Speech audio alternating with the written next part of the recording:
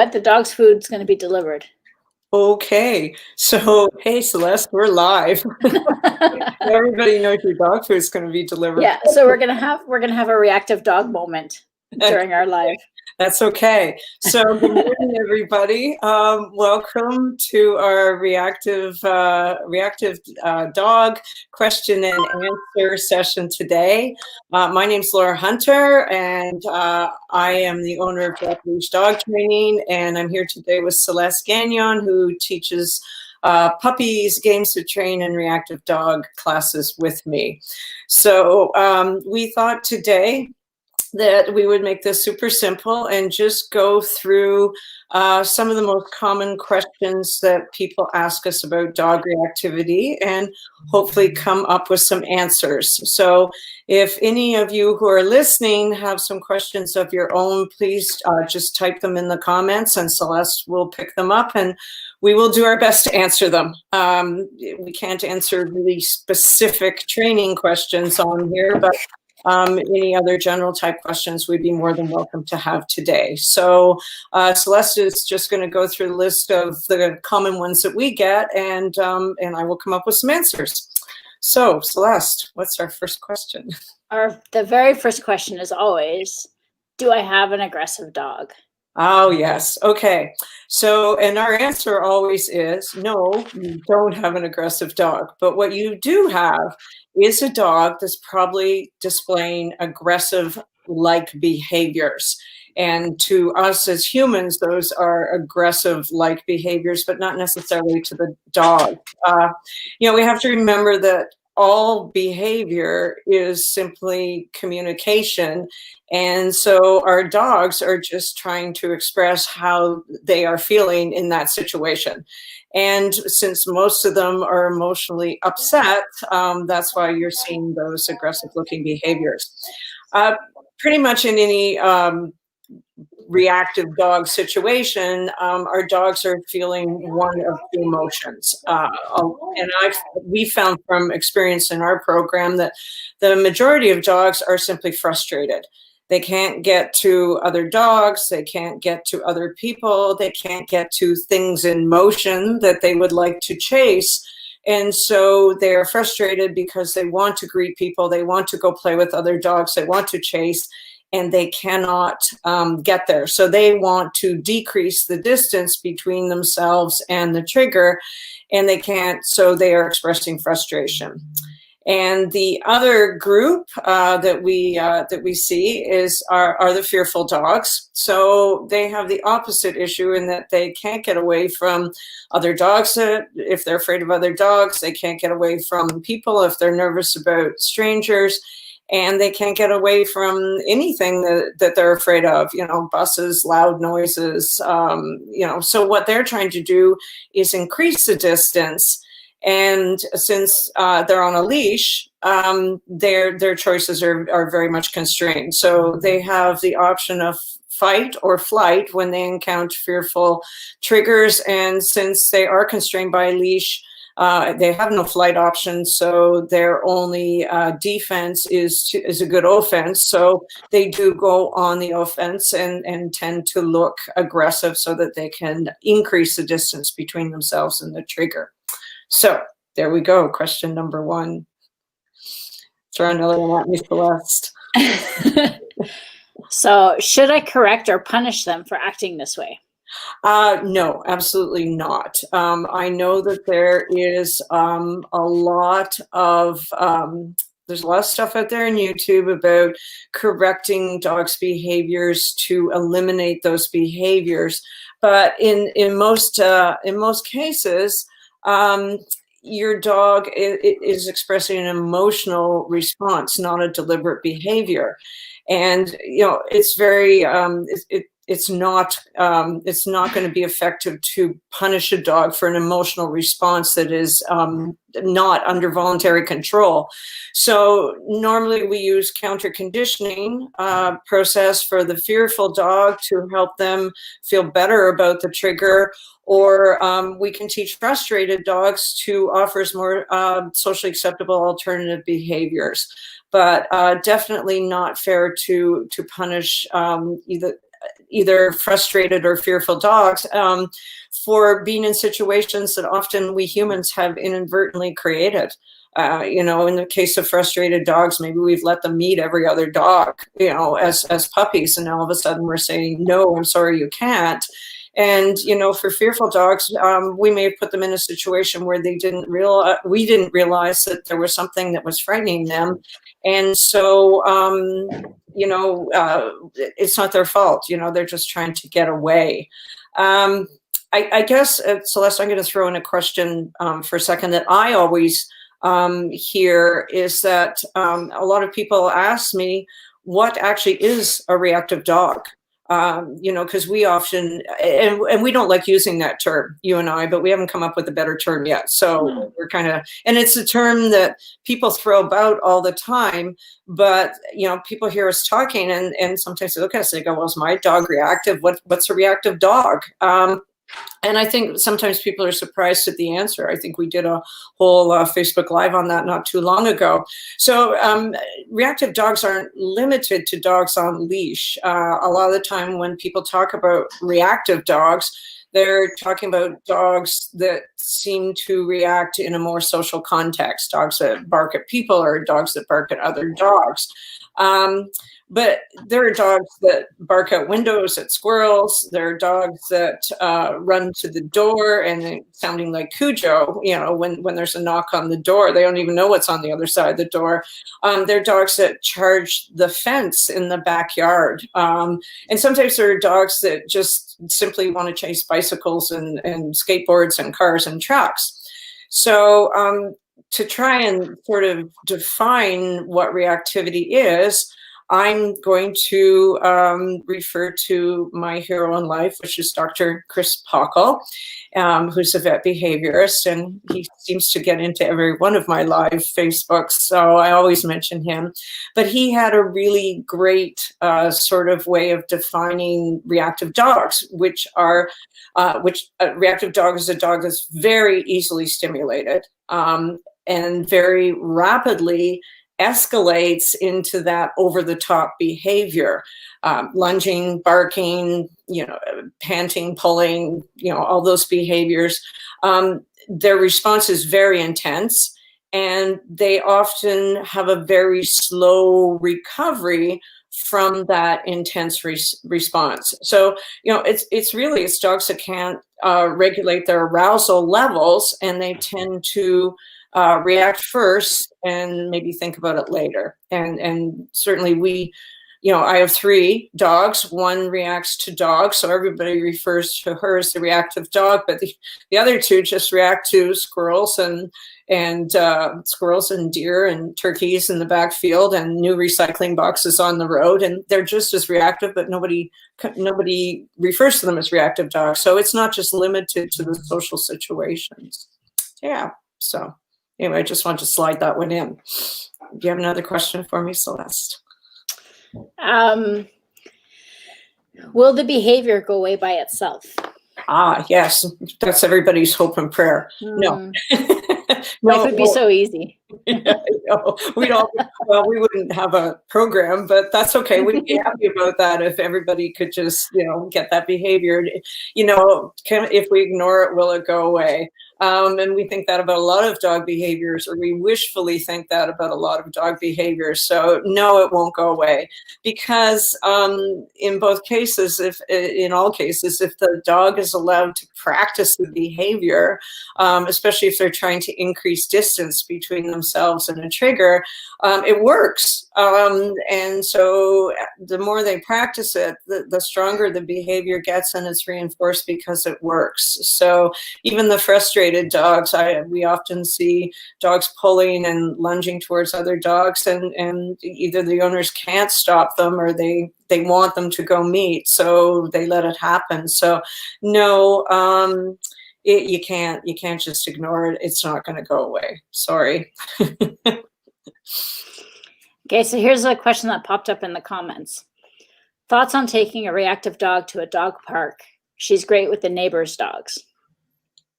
Well, that's a good question. That is a good one. And it depends. There's a really definitive answer, but it does depend on a lot of things. If the dog is just frustrated, most frustrated dogs are pro-social dogs. They want to play with other dogs on leash.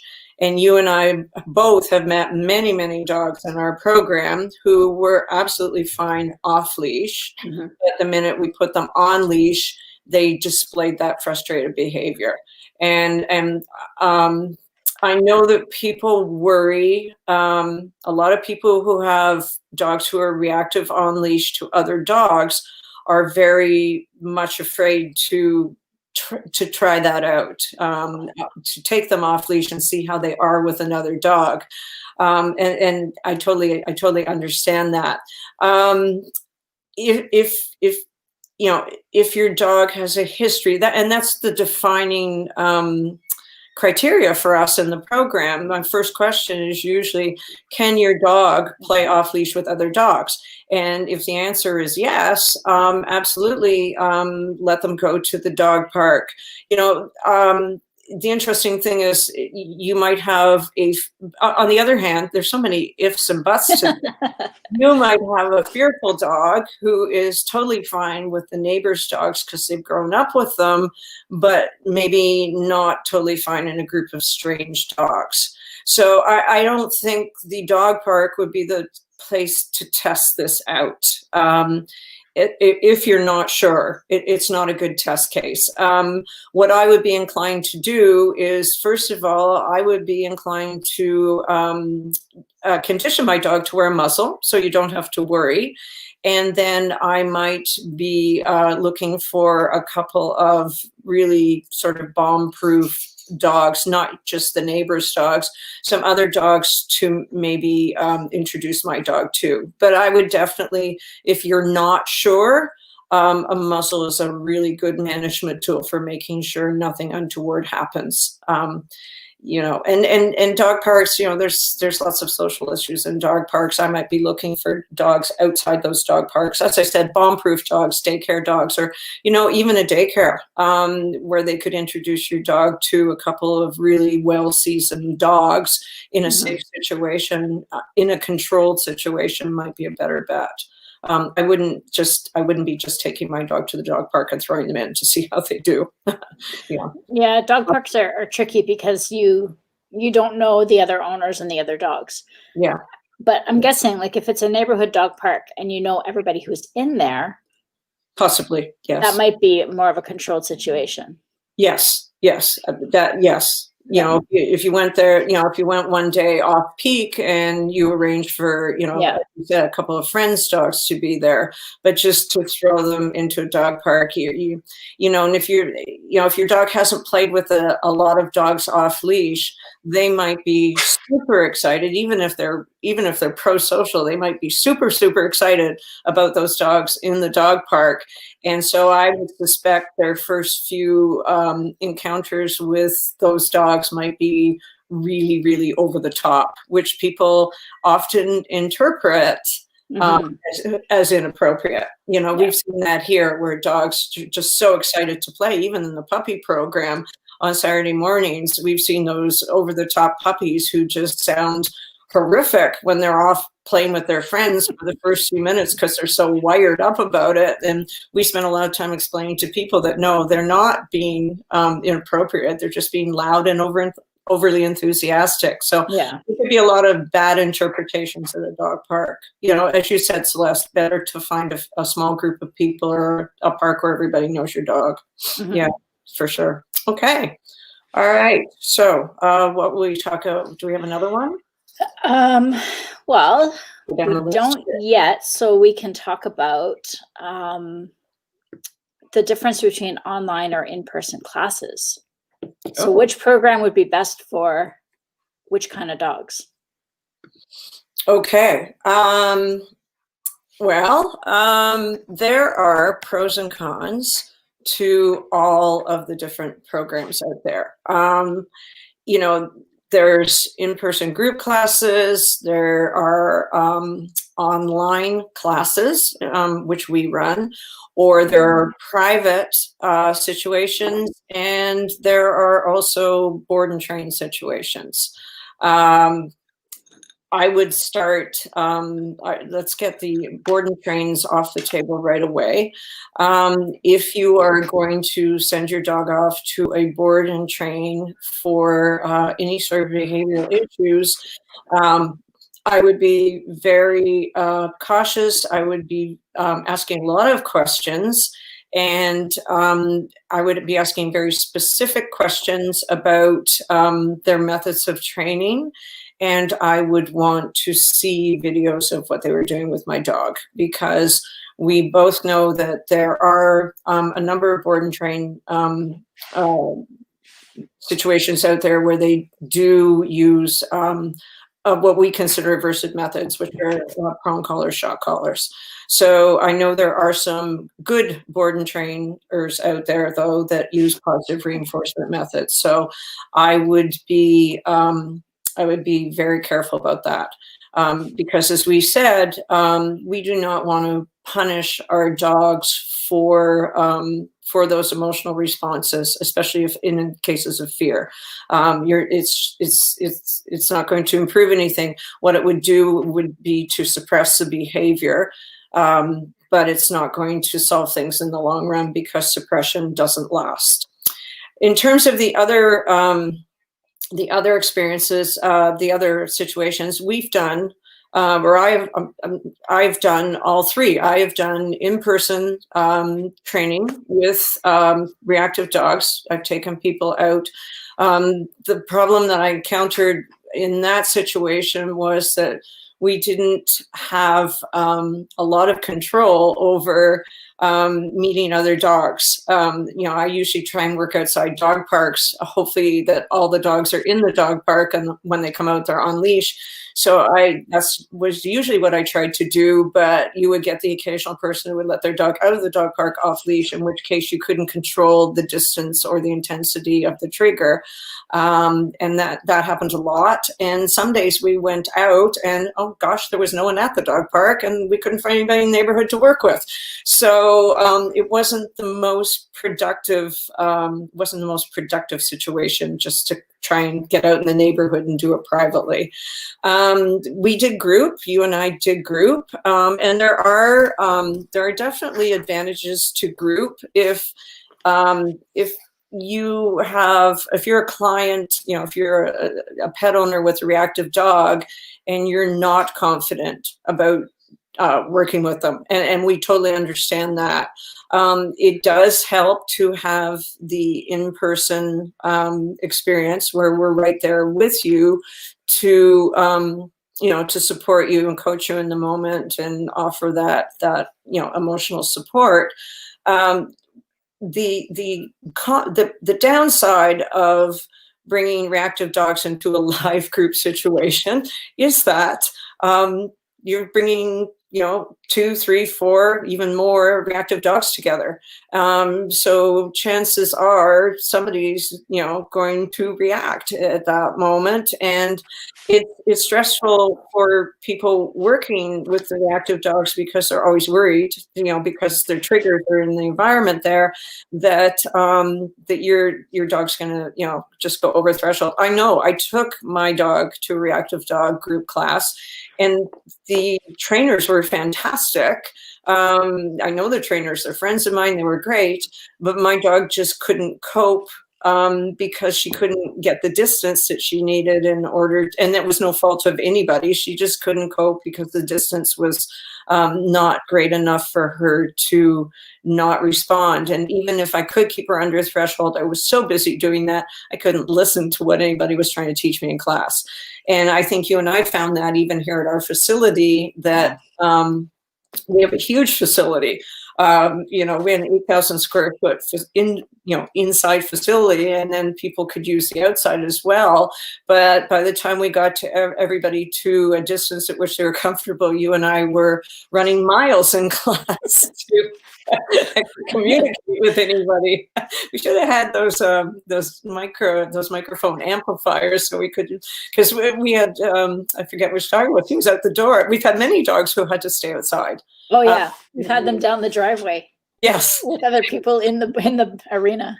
Yes, and the other thing that worries me about class situations is, the dogs do make progress in class, but they habituate to the class, and that happens in every group training class. Yeah.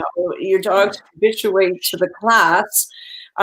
So those group classes only work if at some point everybody takes the group out into the world and works at in reality out in the world, because you can't just expect your people to go from a class where the dogs have sort of calmed down and habituated to the situation. There's still that huge gap in what do you do when you go out into the world, because that's where the scary part is, So we obviously, if no one has picked this up yet, we do have a bias for online at this point. Yes, for this specific class, for sure. Yeah. And it was, we thought it through before we did it. And to me, the biggest advantage, well, a couple of big advantages to online is that, we have all of we borrowed a lot of activities from our games program, so we'll call them games. We have a lot of games and a lot of management techniques on videos, and the videos are simple. And what we can do is deliver the videos right to the owner's house, which in my way of thinking is the best place for anybody to start working with their dog. So a number of reasons for that. A, you're relaxed, you and the dog. So, if you're in the house or you're out in your backyard, even if you're out in your backyard or if you're on your front lawn and you see a trigger, you just go back in the house. So you have that escape hatch. But you and I both know, because we own reactive dogs ourselves, is that it is stressful working with a reactive dog anywhere outside or in a classroom. So, there's been a lot of stress built up between the dog and the owner, and the ability to work at home in a non-distracting, non-stressful situation not only lets the handler develop some fluency in mechanics, which is, as we know, vital out in the world. If you're going to take a dog that just goes from 0 to 100 out in the world, you have to have good mechanics, and you have to have fluid mechanics, and you have to have great timing, because you have seconds literally to deal with it. So not only do you get to practice that in the house, but you and your dog might actually have fun playing some of the games, which goes a long way to repair those damaged relationships, and it lets you build up the reinforcement history and your confidence. So as a handler, you can start to feel better about taking your dog out into the world.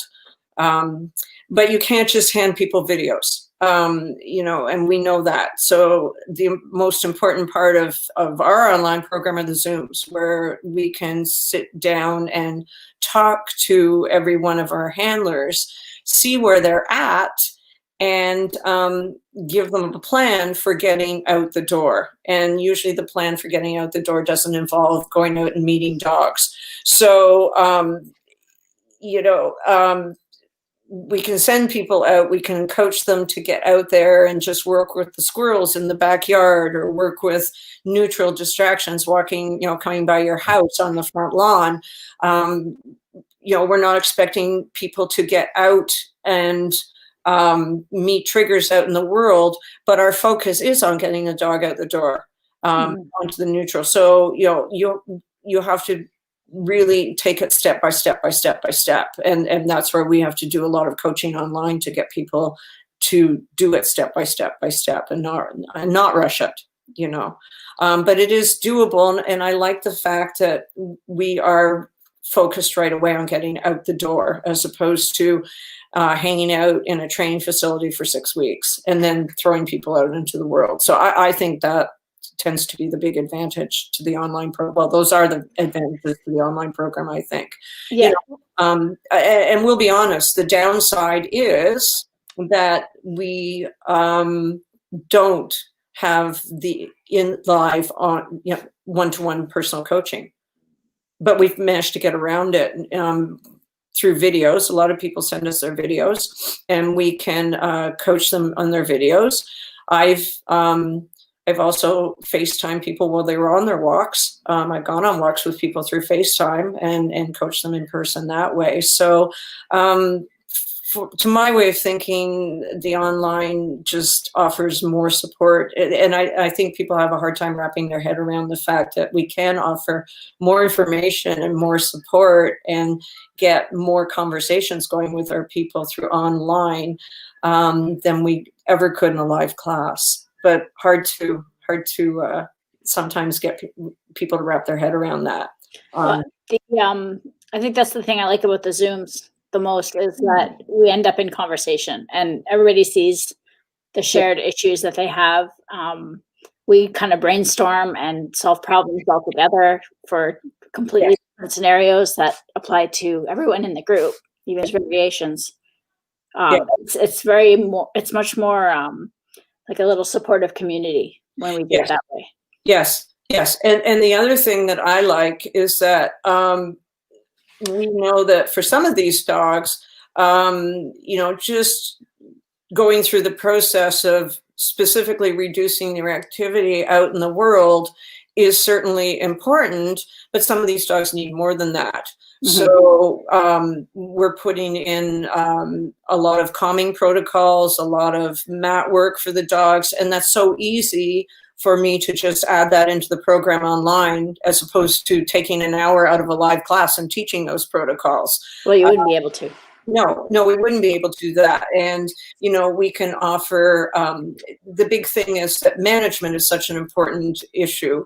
And we do tell people that if your dog cannot get out there in the world at all, if your dog's reactive to everything, you walk out the door, don't go. If you're having a bad day and you think you and your dog can't deal with it, don't go. So one of the questions that we hear within the program from people all the time is, what do I do if I can't take my dog out for a walk? Because everybody is so, all dog owners are so conditioned to think you've got to get your dog out twice a day. So the big question we get, as I said, is what do we do?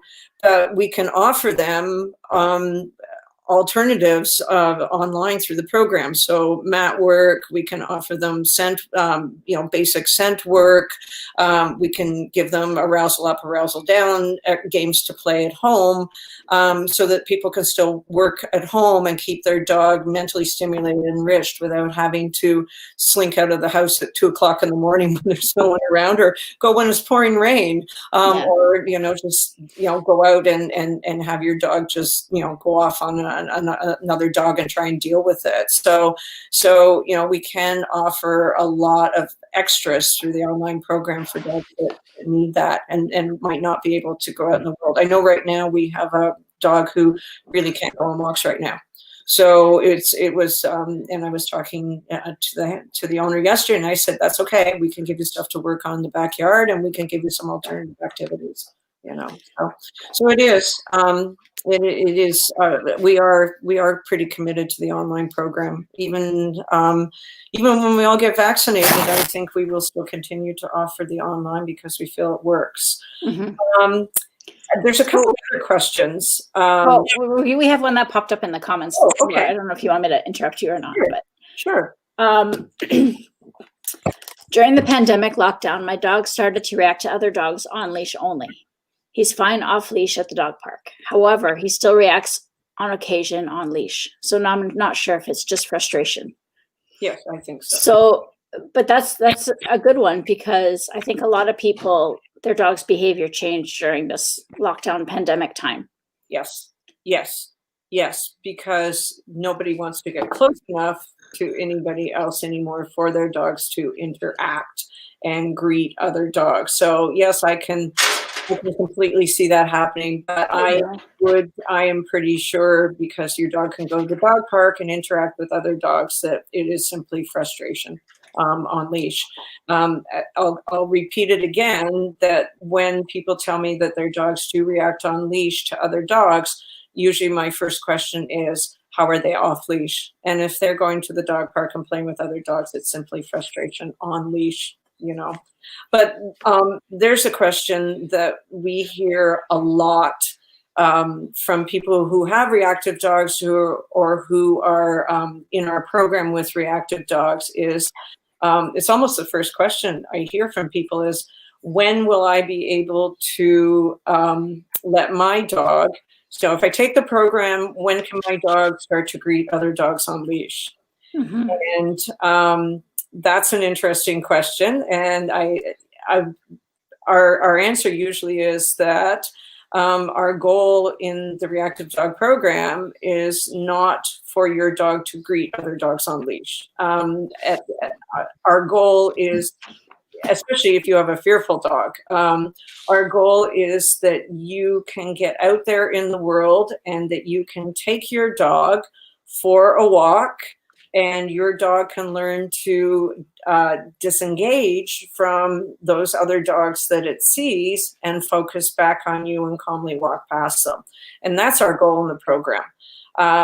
You know, this question goes hand in hand with, if I take this program or if I take any reactive dog program, will my dog be fixed? Well, A, your dog's not broken. They just, you know, they're just over responsive and to triggers. But B, we cannot guarantee that we're going to reduce that reactivity to zero, because there are so many factors in that process. You know, it's how long, you know, is it going to take? Every dog and handler is different. Occasionally, you know we all slip up and don't pay attention, and then our dogs go off on another dog for some reason. Or, you know, people come out of the program and the dog is really great for months, and then all of a sudden, you know, looks at a dog and you know, reacts in some way. There are no guarantees in dog world, because you're dealing with behavior, you're dealing with other brains, and to be really honest, usually my answer is, we don't condone any dogs meeting on leash in our programs, because so few owners. Well, first of all, dogs greeting on leash nose to nose it's not normal or natural for the dog. If dogs were going to greet the way they could, they would be able to maintain the distance they felt like they were comfortable with. Dogs don't greet nose to nose, they circle around each other. Nose to nose is a little bit assertive, and it can be over assertive, and it can be seen as an aggressive stance. So dogs tend to meet nose to tail, circle around each other, sniff for a second or two, and then either decide they want to play or move on. Moving on happens quite a bit. So when we have our dogs on leash, they're constrained on leash. They can't leave if they want to. They can't greet and circle each other. Most of the time they're put in a position where they greet nose to nose. We keep them there too long, and then we pull on the leash to move the dogs away from each other. And as soon as we tighten on the leash, everybody gets a little defensive and feels out of control and responds accordingly. So on-leash greetings don't go well with socialized dogs often. So we've seen a lot of on-leash greetings out in our own program, and we usually say don't do that, but the ones that we haven't managed to catch have not gone well. So, you know, your dog doesn't have to, you know, if you want your dog to greet other dogs, take them to a social group where they can all play off leash, take them to a dog park if they're a good dog. But usually our answer is, when will my dog be able to greet other dogs? That's not our goal in the program. It's not what we're looking for. We are looking for a dog who can disengage from everything out there and focus on us while we're walking with them. You know. So on that point of when can my dog meet other dogs and play with other dogs, I think that speaks to one of the biggest issues that we deal with, is people's expectations of what a dog should be. Yes. And one of the things that I like about the online course is that we have a chance to have a conversation about why dogs behave a certain way. So you can switch your your expectations of what a dog should be to understanding what your dog is. Yes, that's a really good point. Which is very useful. Yes, yes, and I think it's important for people to understand that there are, just as there are social differences amongst people, dogs also have different social, what's the word I'm looking for, desires, or, they interact differently. Some dogs are very pro-social. Some dogs are pretty much asocial. Some dogs are actively asocial, and other dogs don't care. So there's all different levels of sociability amongst dogs. And, if I was going to draw a human analogy to that, for some dogs, walking them up to another dog nose to nose on leash would be the equivalent of somebody taking me by the shoulders and shoving me at a person I hadn't met and holding me there and saying, greet this person. I don't have the social skills to do that. I would be. I'm picturing it. I'd be circling and sniffing. That would be my thing, and then I would be moving on quickly. So we have to. You're right. We get to talk to people about that, so they have a better understanding of their own dog and what their own dog actually wants. So it is a good opportunity. Well, it builds your relationship with your dog too. To be able to understand that. Yeah, absolutely, absolutely. So I think I've covered all of the questions that we usually get. We've had a few from people.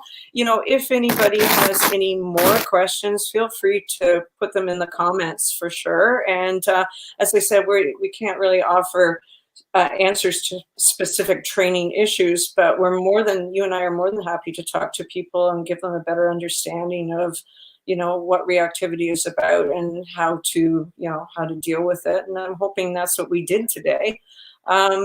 So Celeste, if there isn't anything more that you are going to add, we'll just say thank you to everybody for listening. And as I just said, if you have any questions as a result of this, please put them in the comments. And if you're looking for any information on the program, I'm pretty sure Scott will post something after we sign off today. So there'll be some information about how to reach us and talk to us about the program.